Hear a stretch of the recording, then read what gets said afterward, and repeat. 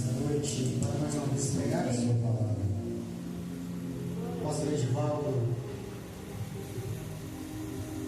Pastor Edivaldo, que alegria, meu irmão, poder estar aqui. Deus continue abençoando a vida do Senhor, assim como também da pastora Alzira, seu esposo, a esposa do Senhor. É uma alegria poder retornar a esta casa, receber sua filha. Deus abençoe também toda esta linda juventude. Deus abençoe de maneira. Glória a Deus. Amém. Maravilha, Senhor. Êxodo capítulo 19. Se já podemos ler, por favor, todos digam amém. Amém. Assim está escrito: no dia em que se completaram 3 meses que os israelitas haviam saído do Egito, chegaram ao deserto do Sinai. Depois de saírem de Refidim, entraram no deserto do Sinai, e Israel acampou ali diante do monte. Logo Moisés subiu o monte para encontrar-se com Deus. E o Senhor o chamou do monte, dizendo: diga o seguinte aos descendentes de Jacó e declare aos israelitas: vocês viram o que eu fiz ao Egito, e como os transportei sobre asas de águia e os trouxe para junto de mim. Agora, se me obedecerem fielmente e guardarem a minha aliança, vocês serão meu tesouro pessoal dentre todas as nações. Embora toda a terra seja minha, vocês serão para mim um reino de sacerdotes e uma nação santa. Essas são as palavras que você dirá aos israelitas. Se você pode, abra também na primeira carta escrita por Pedro. 1 de Pedro, capítulo 2. Glória a Deus.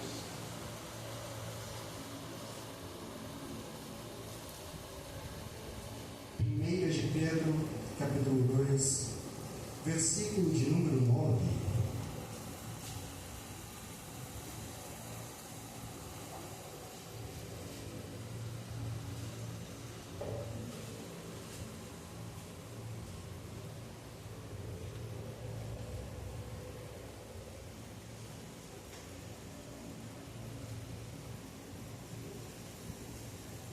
Assim está escrito: vocês, porém, são geração eleita, sacerdócio real, nação santa, povo exclusivo de Deus, para anunciar as grandezas daquele que os chamou das trevas para a sua maravilhosa luz. E você diz amém? Amém. Feche seus olhos por mais um instante. Vamos fazer mais uma oração. Senhor meu Deus e meu Pai, eis aqui, Senhor, a tua palavra que veio. Senhor, fala conosco nesta noite, é o que nós lhe pedimos.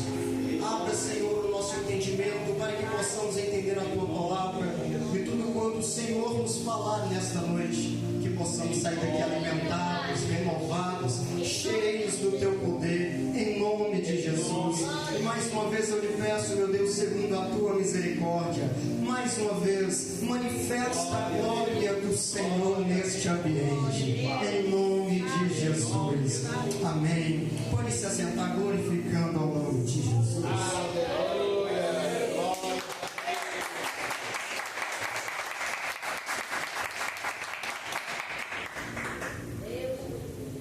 Queridos, nós lemos 2 textos num livro e numa carta.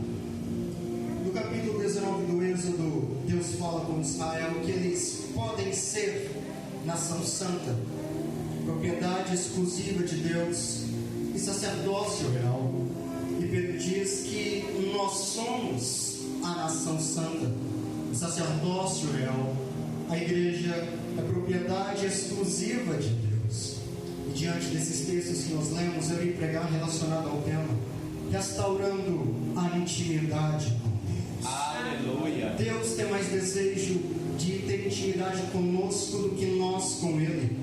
Deus tem mais interesse em estar conosco do que nós temos desejo de estar na presença dEle.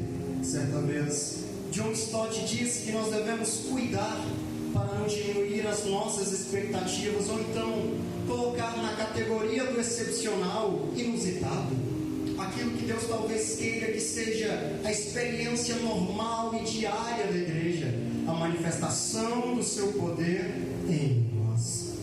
A intimidade com Deus tem o poder de nos tirar da superficialidade para nos levar na profundidade em comunhão com Deus. Aleluia. Mesmo esse Deus tendo um desejo superior de se relacionar conosco, Deus não se movimenta sem que primeiro, se eu não me movimentar.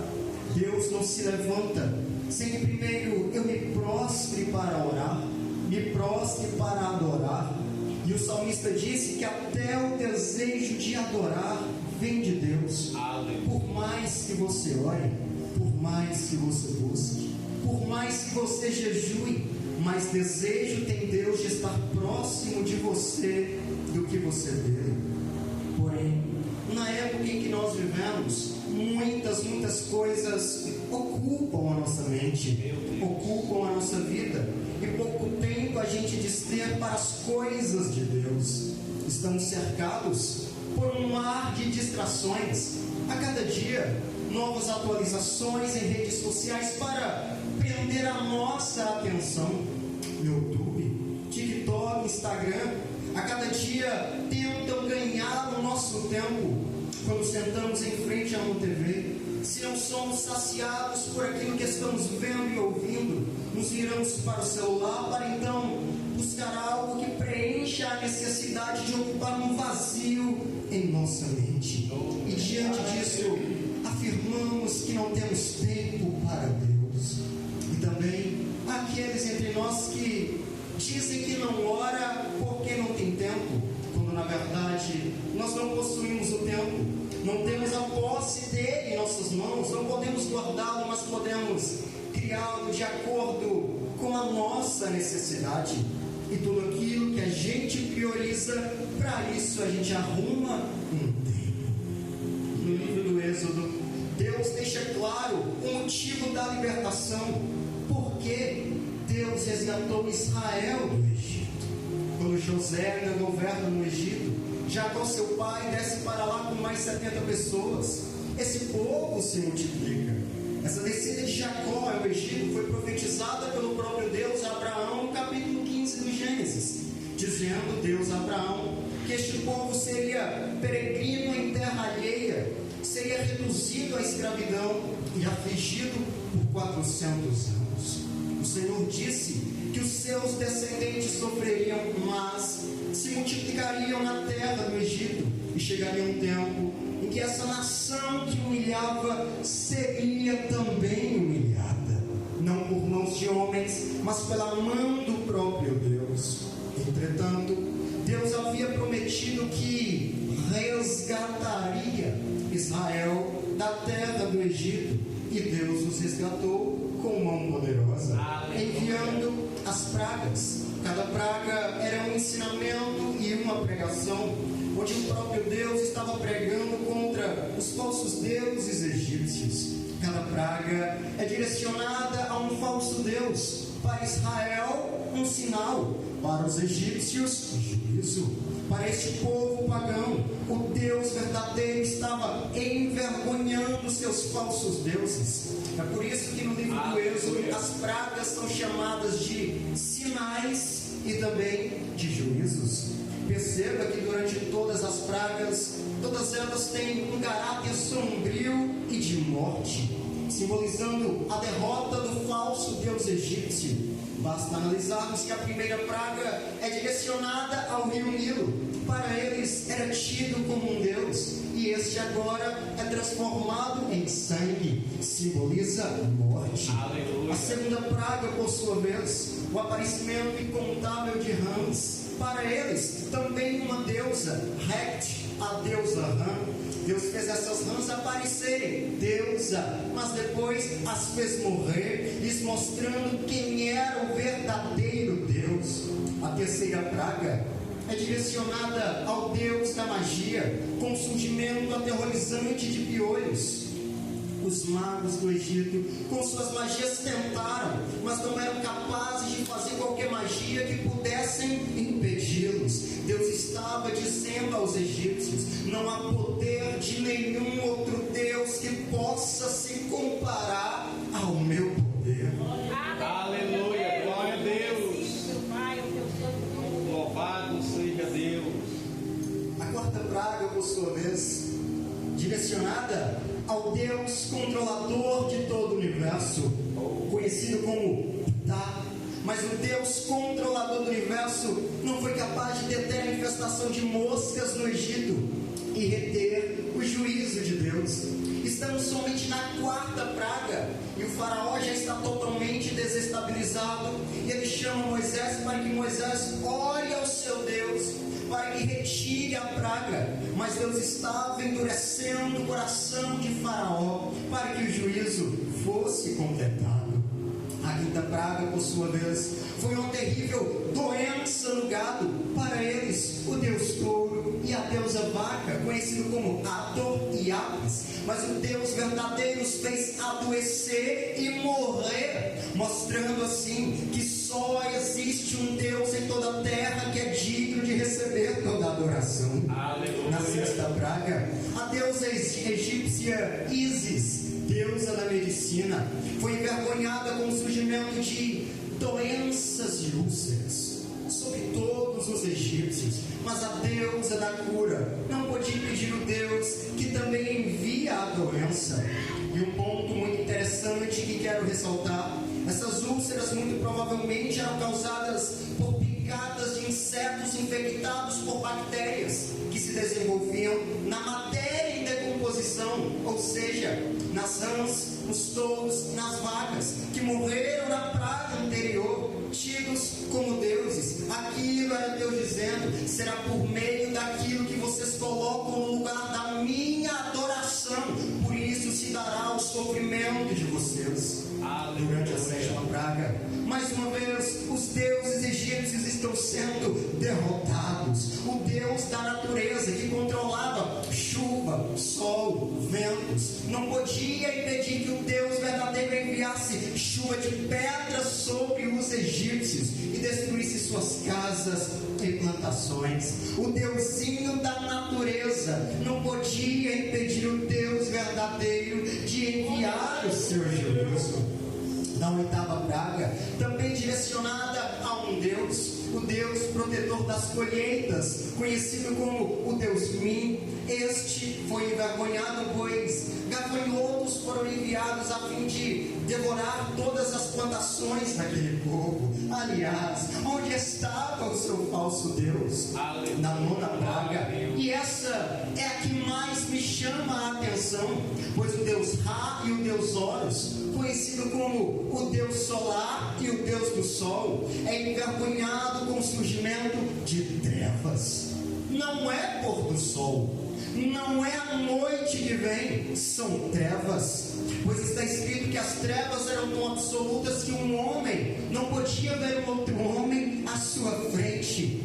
Mas ainda assim, o faraó não está aceitando os egípcios, os hebreus, saírem do Egito. Ele não queria perder a sua mão de obra escrava. E diante disso, na décima praga, o Deus protetor da vida, Amon-Ra, não pôde fazer nada para que o Deus verdadeiro impedisse a morte de todos os primogênitos do Egito. O anjo da morte havia passado por aquela nação. Um grande clamor de desespero ouviu-se por todo o Egito, e através dessas pragas Deus estava dizendo ao faraó e todo aquele povo pagão: só o Senhor é Deus, só o Senhor é Deus, só existe o Senhor, não há outro Deus como Ele. Glória a Deus, aleluia, Senhor. E o que me chama a atenção nesse Deus é que o juízo está vindo sobre a terra do Egito, mas em uma praga. Chega até Israel, a água virou sangue, mas para os hebreus a água ainda é potável. Rãs se espalham pelo Egito, mas na região dos hebreus elas não podem entrar. O pó do chão se transforma em piolho, mas para os hebreus o pó ainda é pó. Os animais estão morrendo, mas para os hebreus todos estão vivos e saudáveis. Chuva de pedra cai dos céus, destrói o Egito, mas a casa dos hebreus está intacta pela mão de Deus. As colheitas estão perdidas, mas as dos hebreus está intacta. Por um acontecimento sobrenatural, o Egito está em trevas, mas pela mão de Deus, Israel tem luz. Os primogênitos estão morrendo, mas os filhos de Israel estão vivos mediante o sangue de um cordeiro. Deus cuida do seu povo. Maravilha. Ainda naquela noite, o faraó, completamente desestabilizado, manda chamar Moisés e Arão e implora para que eles partissem imediatamente, levando consigo todos os rebanhos, manadas, bens, ouro, prata, roupas. Aquela terra estava totalmente arruinada. Entendido o pano de fundo da saída dos hebreus do Egito, Deus estava também ensinando ao seu povo que Ele era o verdadeiro Deus. Pois se lermos o capítulo 24 de Josué, veremos que este povo também se prostrava diante dos ídolos do Egito. Não é à toa que quando eles saíram do Egito, fabricaram para si um bezerro de ouro. E um grande problema enfrentado foi esse: eles saíram do Egito, mas o Egito ainda não havia saído de dentro deles. Era a alma egípcia no espírito daquele povo. Sendo assim, o Senhor continua fazendo milagres agora para abençoar o povo. Deus abriu as águas do Mar Vermelho. Deus abriu os céus e enviou o maná. Deus enviou codornizes para que eles comessem. Deus tornou a água amarga potável, boa para ser bebida através de um madeiro. Aleluia. E o povo vai caminhando, caminhando e conhecendo um pouco mais desse Deus. Só que na mente deles havia o seguinte propósito: saímos da terra do Egito para entrar em Canaã.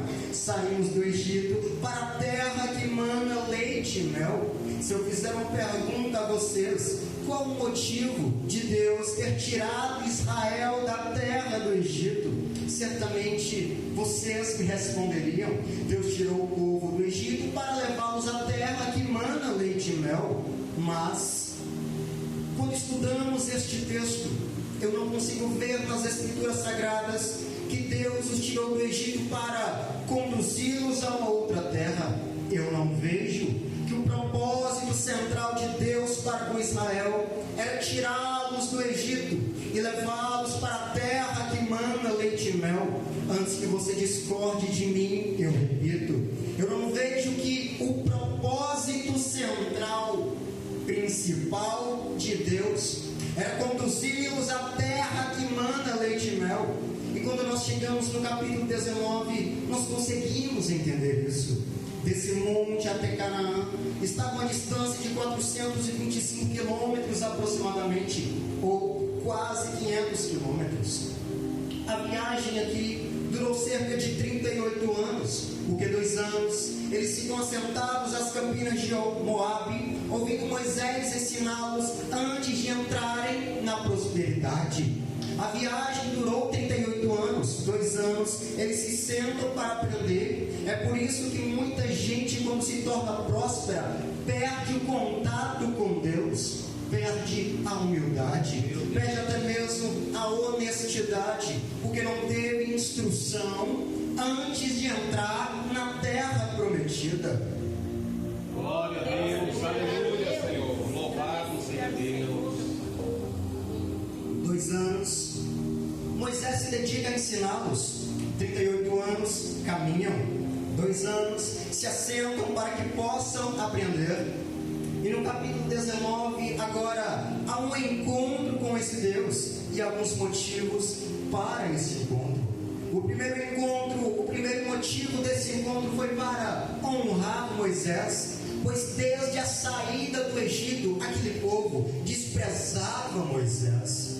No capítulo 19, verso 9, o Senhor diz assim: eu virei a ti numa nuvem escura, para que o povo ouça quando eu vier falar contigo, e para que sempre creiam em ti. Então Deus se encontrou no Êxodo, capítulo 19, com o povo, para que eles valorizassem Moisés, para que eles valorizassem o seu líder. Deus estava honrando Moisés. E o versículo 19 evidencia isso ainda mais, pois diz assim: e o som da trombeta ficava cada vez mais forte. Era Deus descendo no monte, e houve um som muito forte de trombeta. O som de trombeta ia aumentando cada vez mais, pois Moisés falava e Deus lhe respondia.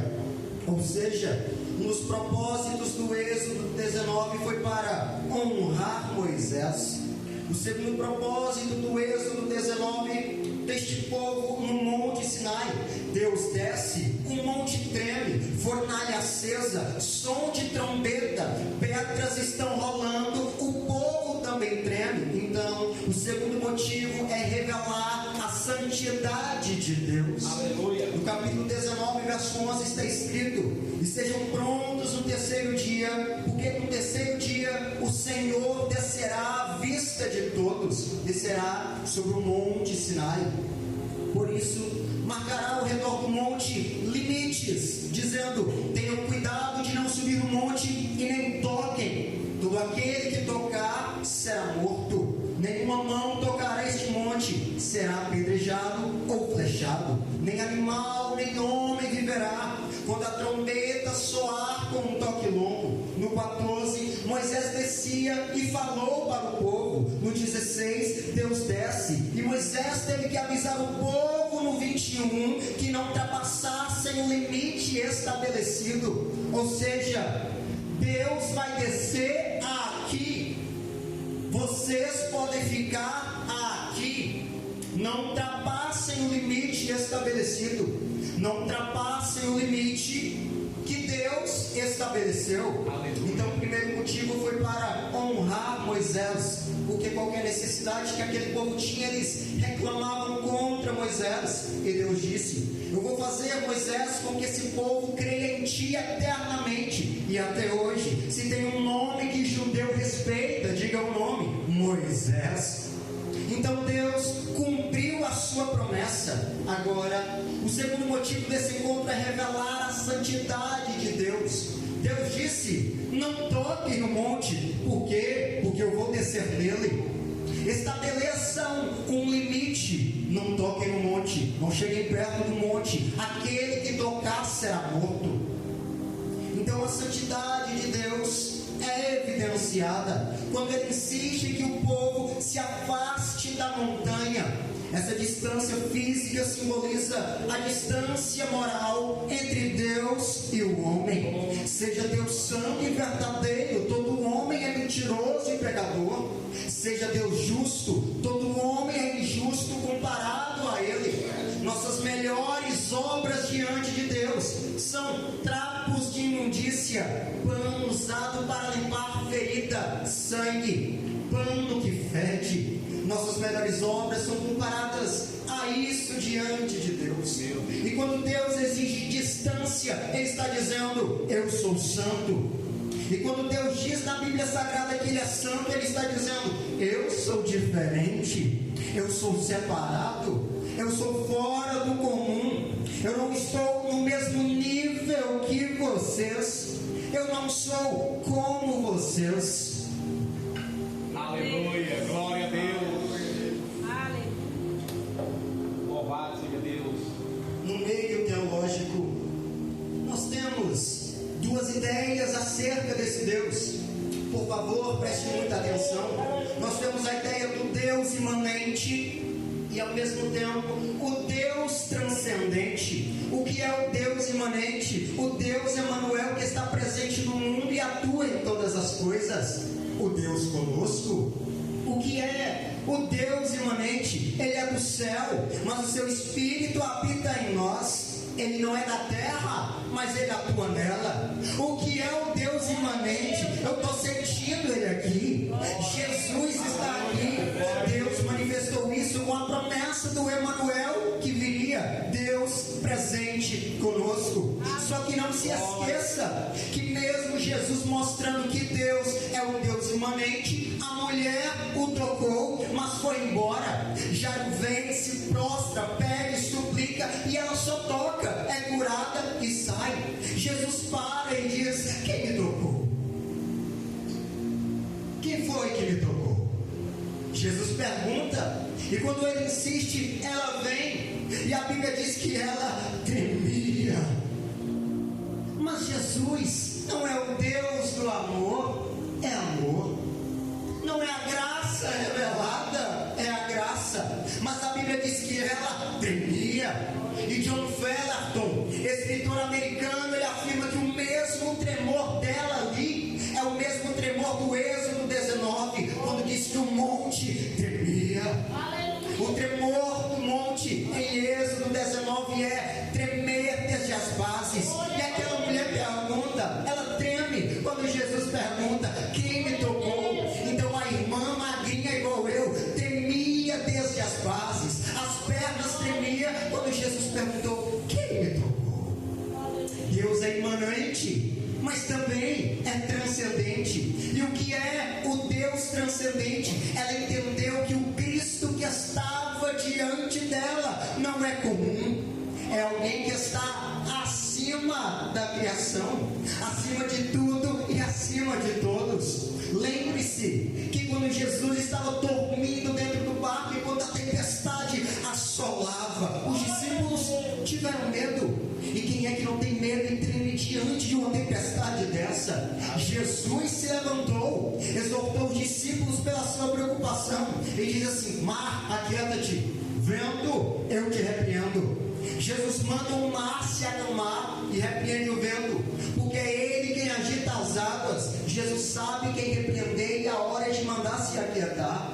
Ele repreende o vento e as águas se acalmam. E agora, presta atenção. E os discípulos ficaram aterrorizados. A tempestade gerou medo, mas o Jesus, o próprio Deus encarnado dentro do barco, acalmando a tempestade, gerou terror. Deus é imanente, mas também é transcendente, está acima da criação. Glória a Deus. Há uma diferença. Ele é Deus entre nós, ele é Deus conosco, mas não é Deus como nós.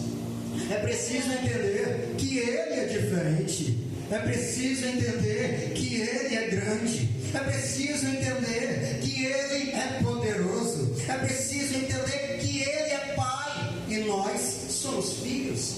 E se ele é pai, nós podemos ter intimidade. E quem foi que disse que ele é pai? Jesus.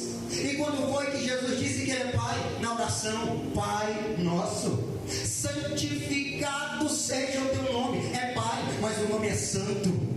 Venha o teu reino. É pai, mas também é rei. Seja feita a tua vontade. É o pai quem manda, não é tu.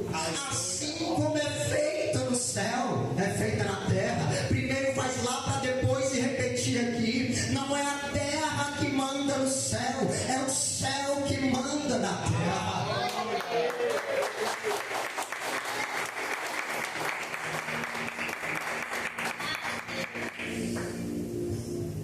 A gente precisa entender que a santidade de Deus é revelada em sua imanência e também em sua transcendência.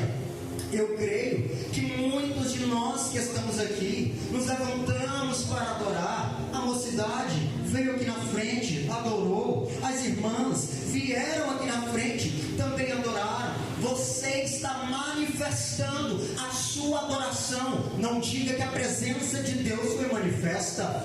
Quando você vê um crente pulando, glorificando, dançando, e eu sou desses, irmão, meio doido. Às vezes eu pulo também. A gente é desses. Uma igreja pentecostal, essa juventude é pentecostal. Estamos manifestando a nossa adoração, mas não quer dizer que ele desceu e a presença dele foi manifesta. Porque em toda a Bíblia, quando a presença de Jesus é manifesta no ambiente, ninguém pula, todo mundo cai. Quando a presença dele se manifesta, todos se prostram. Quando um grande líder, quando um presidente chega em algum lugar, é normal ficar de pé para recebê-lo. Mas quando Jesus diz: eu vou manifestar a minha glória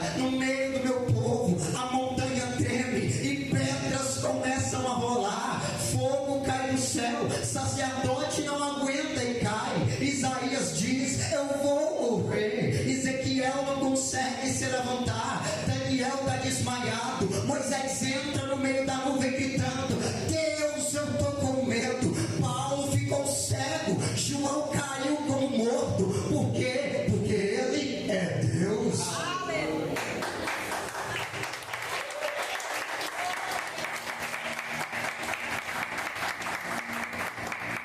Moisés queria ver a glória de Deus, e Deus disse: se você ver a minha glória, Moisés, você vai morrer. Sua transcendência precisa voltar a ser evidenciada em nosso meio. A gente precisa voltar a tremer diante de Deus. A gente precisa voltar a chorar aos pés do Senhor. Irmão, se você souber como e o que Deus falou comigo quando eu preparava essa mensagem, até dizemos que queremos intimidade com Ele, mas não nos prostramos a Ele. Nós cantamos: vem Jesus.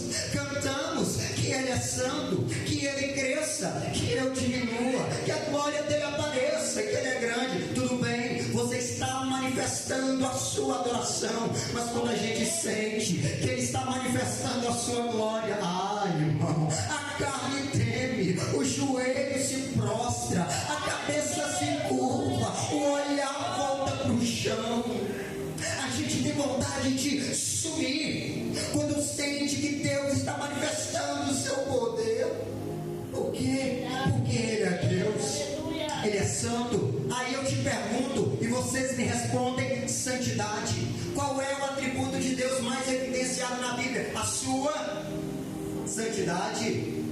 Qual é o atributo de Deus mais evidenciado na Bíblia? A sua santidade. Este é o atributo mais evidenciado de Deus durante toda a Escritura. Deus é amor? Sim. Está escrito na Bíblia? Sim. Mas está escrito assim: Deus é amor, amor, amor. Está escrito assim? Não. Deus é poderoso, sim ou não? Sim. Onde está escrito? Mateus 28. Foi-me dado todo o poder no céu e na terra. Ele é poderoso? É. Mas está escrito assim: poderoso, poderoso, poderoso? Não. O único atributo de Deus que se repete por mais de 2 vezes seguidas na Bíblia é a sua santidade. Santo, santo, santo é o Senhor Deus dos exércitos. Glória a Deus. Então a gente precisa entender que você não vai ler 3 vezes amor, amor, amor. Jesus é bom, bom, bom. E aí, meu lindo, você é lindo, lindo, lindo de Jesus. Não. O Evangelho do amor, mas ele é justiça. E a palavra santo chama a atenção para tudo aquilo que Deus é. Precisamos resgatar o respeito pelo Moisés que Deus estabelece como líder. Precisamos resgatar a visão da santidade de Deus em nossos cultos e em nossas vidas. Os zombadores, os chamados de desigrejados, gente que não tem nenhuma noção de respeito. Em Porto Alegre, cerca de 2 semanas atrás, escarnece de Cristo com um homem vestido com um fio dental, uma coroa de espinhos na cabeça. E a multidão clamava em alto e bom som: nós vamos tirar Jesus da cruz. Um cantor brasileiro do grupo LGBT zomba de Jesus num clipe de homossexuais, recriando a cena da última ceia. Não erreis, Deus não se deixa se escarnecer, de Deus não se zomba, porque aquilo que um homem plantar, isso também vai colher. Deus não vai deixar o nome dele ser escarnecido dessa forma. Ele é amor, mas também é justiça. Ele é amor, mas também envia o juízo. Nós precisamos resgatar a visão da santidade de Deus. Glórias a Deus, aleluia, Senhor. Pessoas noção de respeito. Ah, mas todo mundo é igual. Entre os iguais, Deus tem os primeiros. De uma multidão, Jesus tinha 12. De 12, Jesus tinha 3 que ele chama para o monte: Pedro, Tiago e João. E de 3, Jesus tem um que reclina a cabeça em seu peito. Aleluia. Precisamos resgatar a visão da santidade de Deus. Deus estabelece Moisés como líder, e precisamos resgatar o respeito pelo Moisés que o Senhor estabeleceu em nossa liderança. 1 Tessalonicenses 5,12, Paulo diz: tratai com honra e amor os pastores que trabalham, presidam entre vós e sobre vós. Então tem a liderança estabelecida entre, e tem a liderança estabelecida sobre. Hebreus 13,7 me ordena a honrar os pastores que me pregaram a palavra, e Hebreus 13,17 me ordena a obedecê-los. Eu preciso reconhecer que Deus tem um Moisés a me instruir, para me guiar e me direcionar. Isso precisa ser resgatado em nossos dias, assim como a visão da santidade de Deus. Ele é santo, e quando a gente tem um encontro com a santidade de Deus, quando você tem um encontro com a justiça de Deus, a gente muda de vida. Porque se você diz que teve um encontro com Deus e o seu caráter não mudou, você vive na prática do pecado, você vive na mentira, você vive no vício, vive no adultério. Se você não reflete o caráter de Cristo em você, você teve um encontro com Deus criado segundo a sua imaginação. Porque quando a gente tem um encontro com Deus, gera mudança em nós, gera transformação em nós. Jesus disse: eu sou a videira, vós os ramos. Se alguém permanecer em mim, e se eu permanecer nele, esse dará muito fruto. Então o encontro que eu tenho com Deus frutifica a vida do próprio Deus em mim.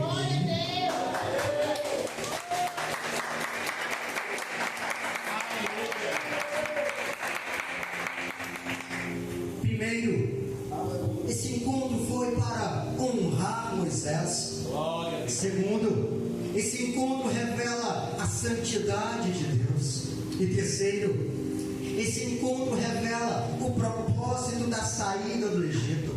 Eu comecei nessa parte, eu vou concluir também nessa parte. Qual foi o propósito de Deus em resgatá-los da terra do Egito? Perceba, o capítulo 19, verso 4 diz assim: vocês viram que eu fiz ao Egito, como vos levei sobre asas de águia, e vos trouxe a mim. Me ajude. Vos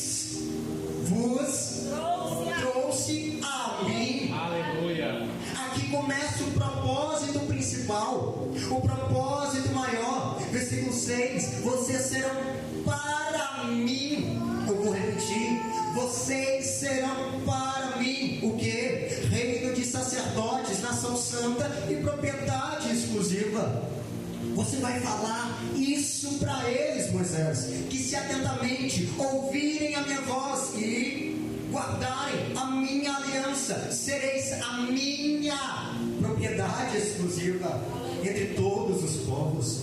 Deus não está chamando uma tribo, Deus está chamando Israel, todo o povo, para este propósito: nação santa, reino sacerdotal, propriedade exclusiva minha.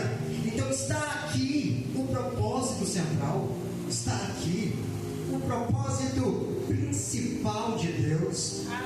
Se você lembrar do Êxodo 3, você vai ver Deus dizendo a Moisés: vai e diga ao faraó para deixar o meu povo ir e me celebrar um culto no deserto. E depois disso, eu os farei subir a uma terra que mana leite e mel. Cada vez que Moisés se apresentava diante do faraó, ele dizia: deixe o meu povo ir para que me celebrem uma festa no deserto. Quando você chega no capítulo 19, Deus diz assim: eu trouxe vocês a mim. vocês da terra do Egito. Não, não é. Eu tirei vocês para levá-los à terra de Canaã. Não, eu trouxe vocês a mim. Glória a Deus. Tem jovem que ainda não está entendendo essa palavra.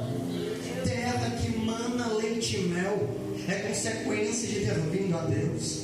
Prosperidade é consequência. Cura é consequência.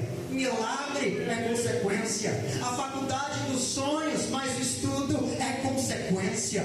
O propósito principal de Deus, de ter te resgatado do mundo do horror, do mundo do pecado, do mundo do distanciamento com Deus, foi intimidade com Ele, foi ficar com Ele. O propósito de Deus, de te resgatar das garras do diabo, foi ficar junto com Ele. Eu trouxe vocês a mim e os transportei sobre asas de águia. E Deus diz assim: tudo isso eu fiz para trazer vocês para mim. Deus faz questão de repetir. Aí ele começa: vocês serão a minha, ainda não é propriedade exclusiva.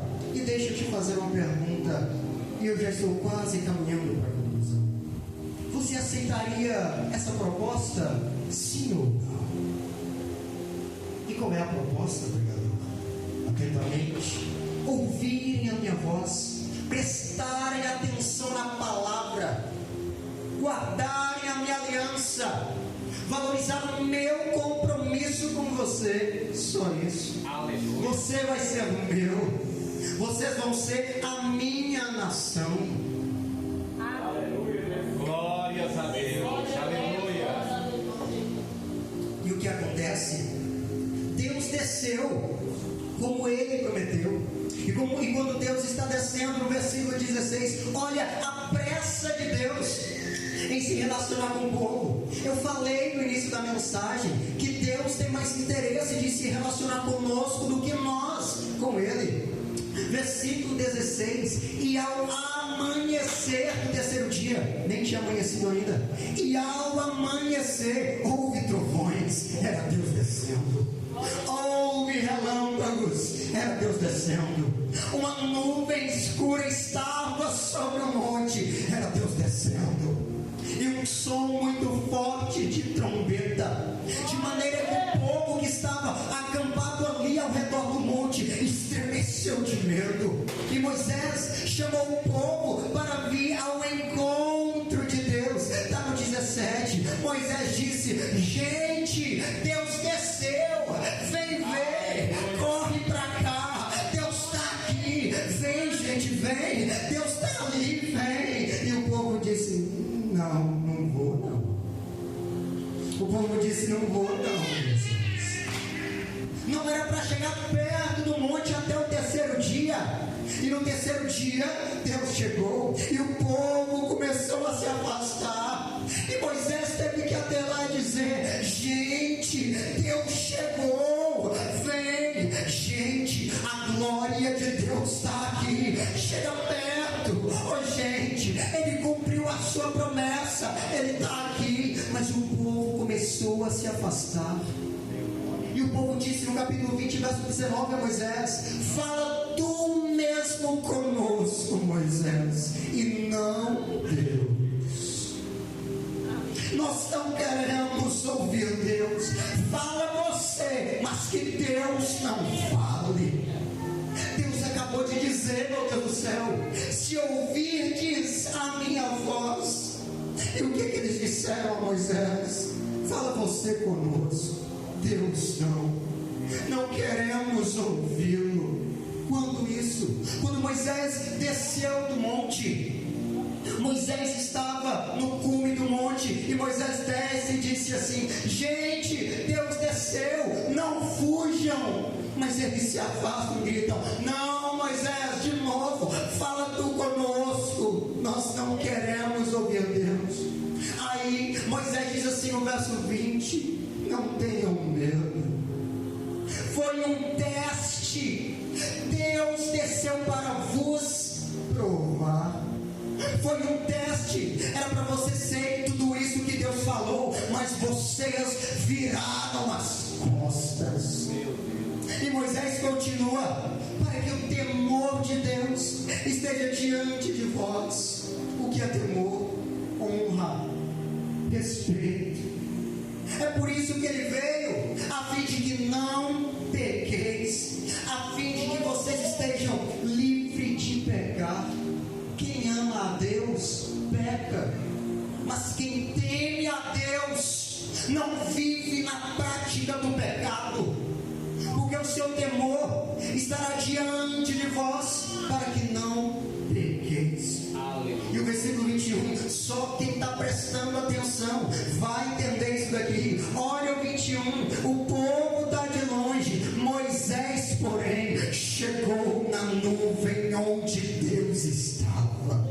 Aleluia, Deus. Aleluia, glória a Deus. Juventude, por favor me responda: o monte fumegava ou não fumegava? Fumegava. O monte tremia ou não tremia? Tremia. Moisés tem 20 anos, diga não.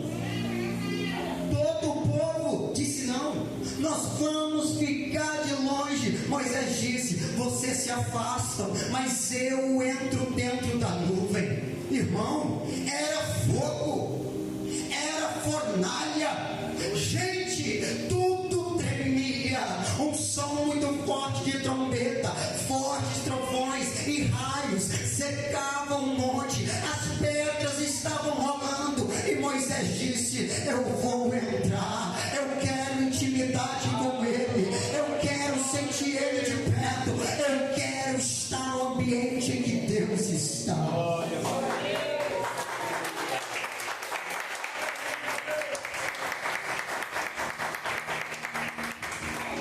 Agora perceba esse texto, Salmo 103, verso 7, por favor, ouça esse versículo. Israel conhecia os feitos do Senhor, Moisés, porém, conhecia os seus caminhos.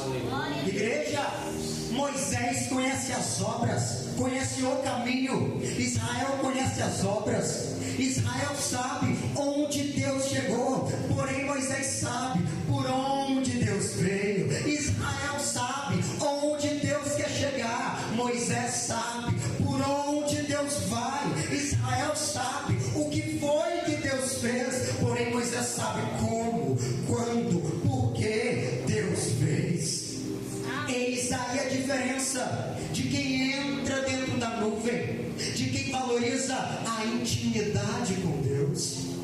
No capítulo 19, verso 16, trovões, raios, fornalha, uma grande fumaça, uma grande nuvem, tem pedra rolando para todo lado, tem fogo, tem fornalha, o monte inteiro está tremendo, tem fumaça, a mesma nuvem escura que ocultava a luz do monte, era também clareada pelos raios e pelo fogo. E Moisés disse: eu vou entrar, eu vou entrar.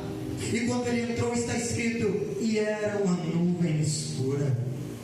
E era uma nuvem escura. Deus disse: diminui o fogo, diminui a fornalha. Por quê? Porque Moisés entrou. E era uma nuvem escura.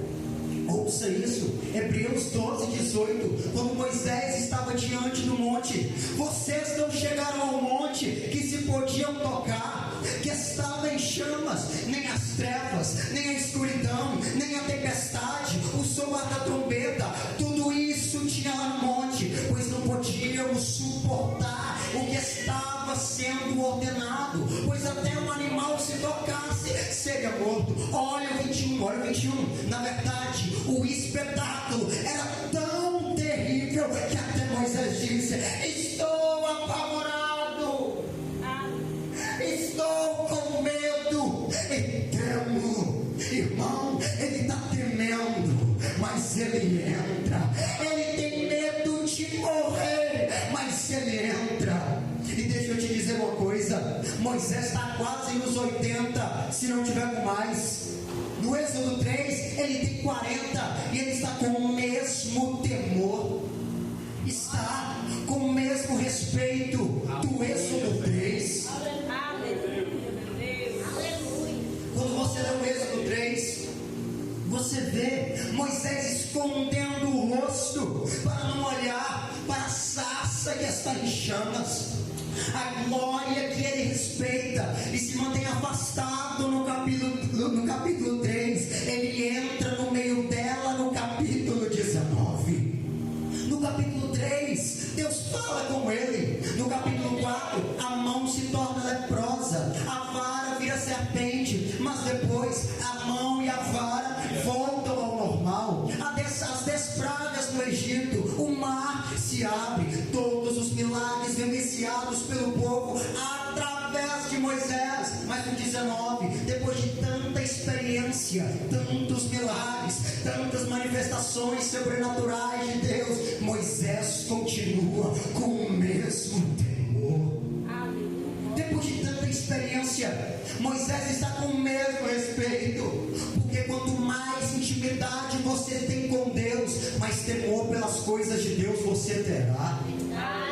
Se você peca deliberadamente, você já perdeu o temor de Deus há muito tempo. Quanto mais perto de Deus a gente está, mais respeito a gente tem. Moisés não deixou a sua alma se acostumar com o sagrado, e agora ele entra na nuvem. E quando Moisés está dentro da nuvem, em Deuteronômio capítulo 5, a repetição do que aconteceu em Êxodo 19, nós vemos o desejo de Deus em resgatar a intimidade com alguém que está aqui, que sentia, mas não sente mais, que tinha, mas não tem mais, que orava, mas não ora mais, recebia, mas não recebe mais, ministrava, mas não ministra mais. Quando Moisés vai repetir ao povo o que aconteceu em Êxodo, ele diz a partir do verso 28: o Senhor ouviu as vossas palavras quando falavam comigo. E o Senhor me disse: eu ouvi, Moisés, as palavras do povo. Se lembra que eles disseram a Moisés: fala tu conosco e não Deus. E agora Deus diz: eu ouvi, Moisés, tudo o que eles falaram, e em tudo falaram muito bem. Sabe o que Deus está querendo dizer? Eles estão certos, Moisés, acertaram no que disseram. Isso é Deus que está falando com Moisés dentro da nuvem. Agora, o versículo 29, quem dera, Moisés, que eles tivessem um coração que me temesse. Isso seria bom para eles, se guardassem os meus mandamentos, ouvissem a minha voz, seria bom para eles, para os seus filhos. Agora o 30, olha, irmão, que coisa dolorosa. Deus diz: vai, desce e manda que cada um volte para sua tenda, manda voltar para casa. Eu não quero esse povo aqui no pé do monte, eu não quero esse povo no culto que você está cultuando, Moisés. Eu não quero esse povo sentindo o calor da minha presença. Manda voltar para casa. Você já pensou? Você se arruma, vem para o templo, entra naquela porta e Deus diz assim: o que é que você está fazendo aqui? Vai embora, vaza, sai da minha presença. Misericórdia, irmão. Você já parou para pensar? Você está no culto e Deus te disse assim: é melhor voltar para casa, eu não te quero na minha presença, vai embora daqui.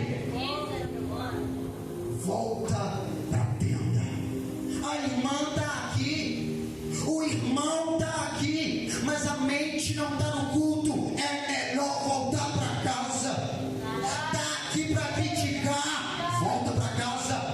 Está aqui, mas seria um desejo pela minha presença, volta para casa. Está aqui porque não tem outro lugar para ir, volta para casa, vai embora. Está na igreja pensando em Netflix,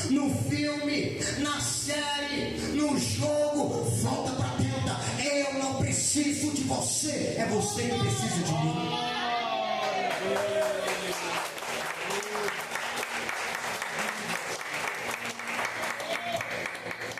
Irmão, e quanto mais gente a gente quer chamar para a igreja, Deus diz: não é assim que eu quero.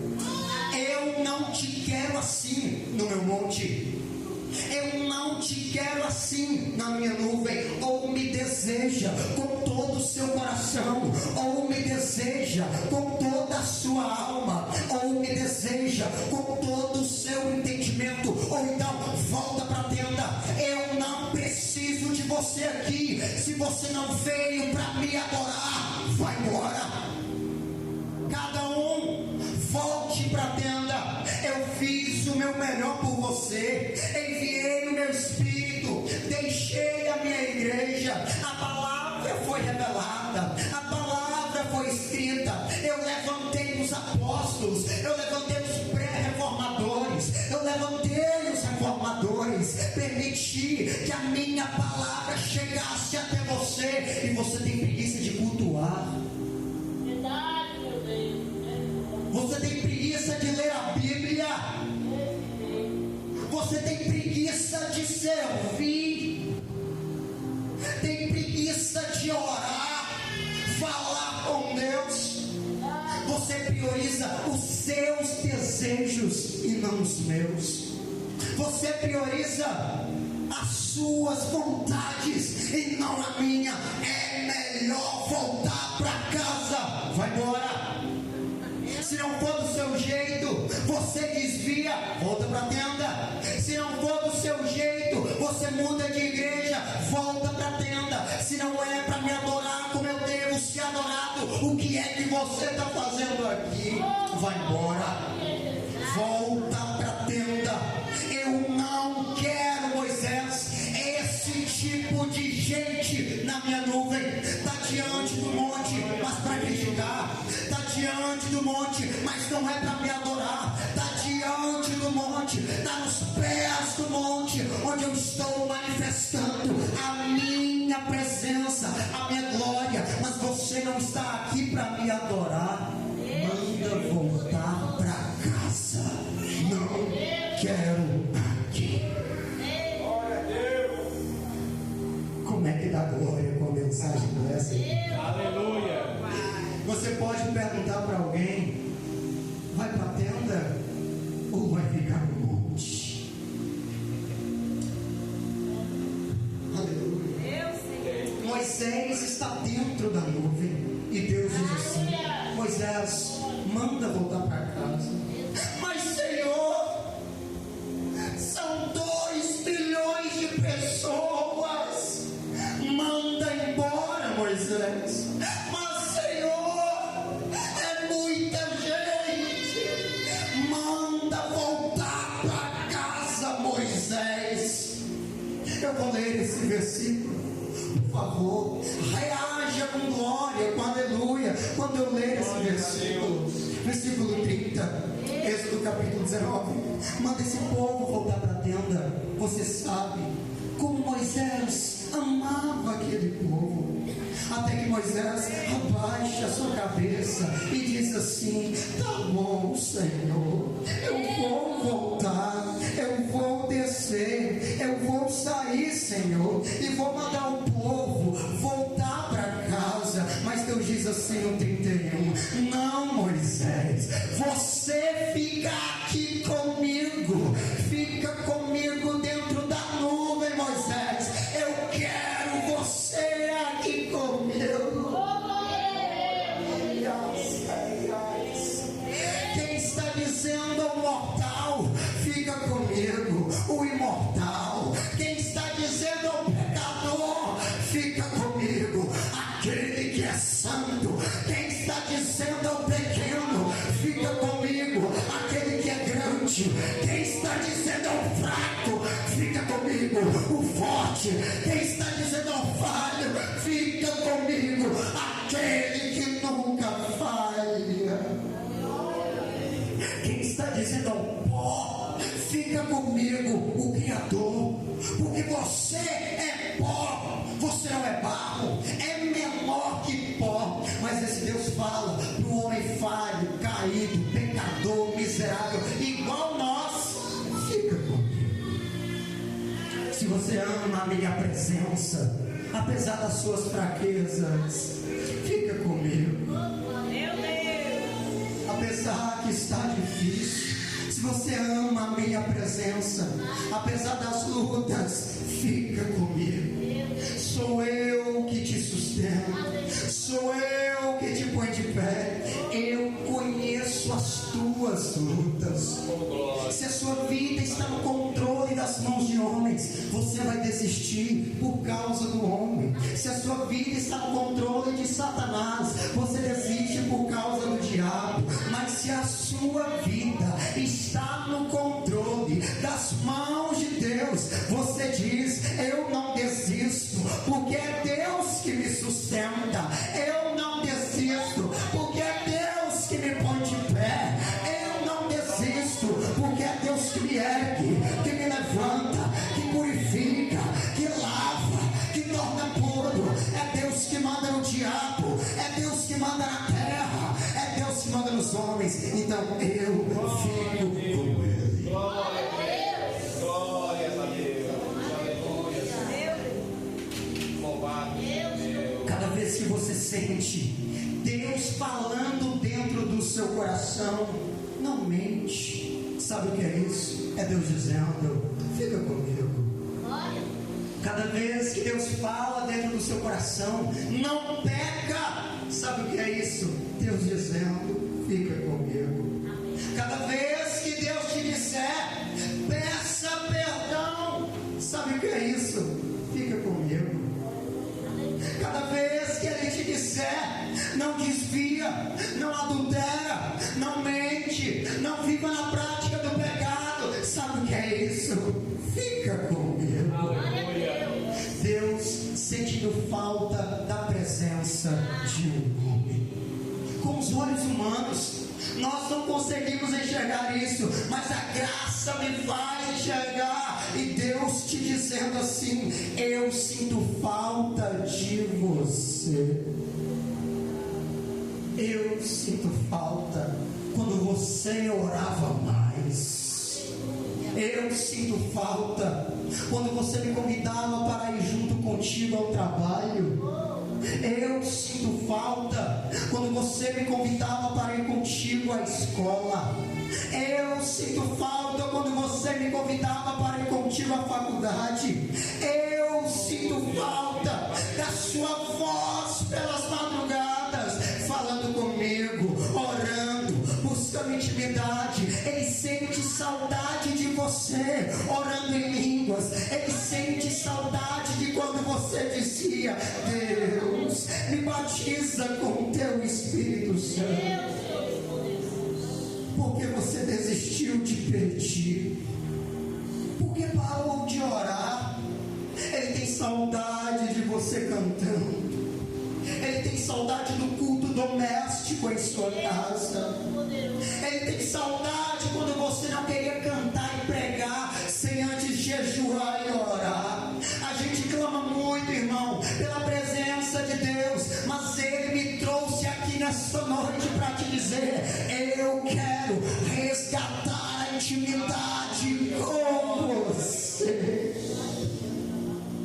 A gente clama muito. Esse monte temeu e Israel ficou longe, perdeu a chance de ser propriedade exclusiva. Israel perdeu a chance de ser sacerdócio real. Israel perdeu a chance de ser nação santa lá no pé do monte. Mas teve um outro monte que temeu. Não, teve gente que não entendeu. Teve um outro monte que tremeu. No Monte Sinai, apenas Moisés entrou, mas no Calvário, quem crê, entra dentro do monte, sobe até a cruz e sente a mesma coisa que Moisés sentiu.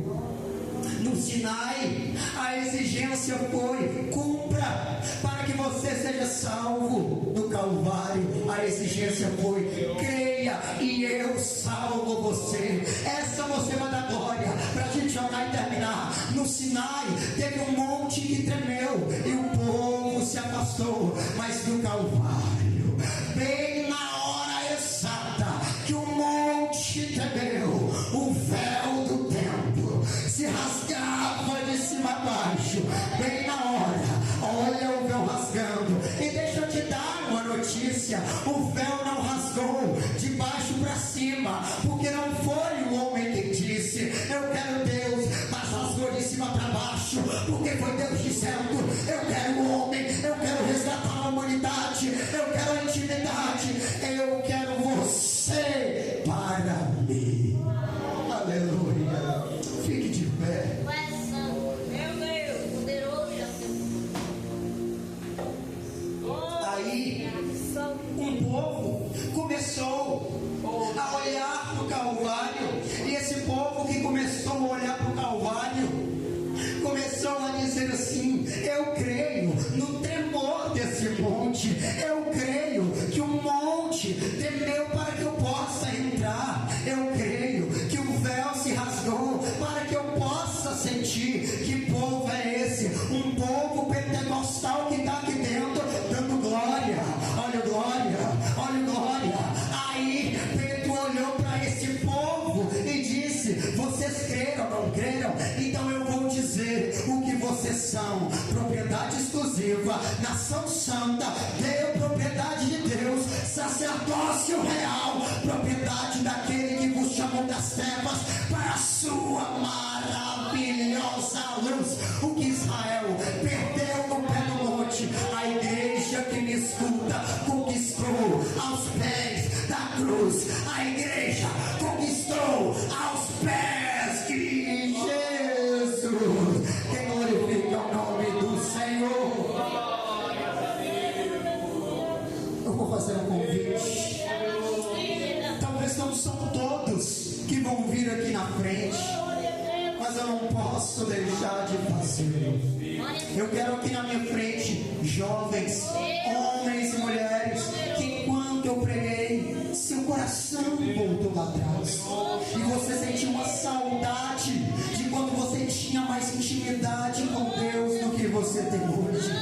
Seu coração sentiu uma saudade de quando você orava mais. Eu quero aqui na frente jovens, homens, mulheres que desejam restaurar a intimidade com Deus, que desejam ser renovados por Deus, que desejam sair daqui transformado, renovado, com as suas forças renovadas pelo poder da palavra. Seu coração sentiu saudade de quando você orava mais, quer voltar para papai, quer ter intimidade com papai, quer restaurar a intimidade com Jesus. Aleluia. Eu quero orar para que o desejo de orar seja restaurado, para que a intimidade seja novamente reconstruída. Santo Deus, eterno e maravilhoso Pai, eis aqui Jesus, a tua palavra que foi pregada. Meu Deus, que essa palavra possa gerar em nós a verdadeira transformação. Gera em nós, ó Deus, o caráter de Cristo Jesus. Meu Deus, vai transformando. Meu Deus, há pessoas aqui nesta noite que estão sem forças, ó Pai, devido às lutas que têm passado, devido às provações, mas o Senhor Jesus derrama um bálsamo de cura sobre a sua vida agora, sobre a sua vida. Tem uma nova unção de Deus sendo derramada agora, do alto da cabeça à planta dos pés. Jesus está te tocando, Jesus está renovando, Jesus está enchendo de novo. Aleluia. Meu Deus, eu lhe peço, restaura em nós o desejo de orar, restaura em nós o desejo de ter intimidade contigo, o desejo de estar na tua presença. Renova o desejo de orar, meu Pai, eu lhe peço, e gera em nós o caráter do Senhor Jesus Cristo, para que possamos impactar pessoas com o caráter do Senhor, o poder do Senhor, a tua graça que será evidenciada em nossas vidas. hoje. Tem mudança na sua casa, tem mudança no seu ministério. A partir de hoje, Jesus te renova, Jesus derrama poder sobre a sua vida, Jesus visita a sua casa, em nome de Jesus, em nome de Jesus. Você sai daqui diferente nesta noite, em nome de Jesus, em nome de Jesus, amém, e graças a Deus. Quem glorifica, aplaude, exalta ao nome do Senhor.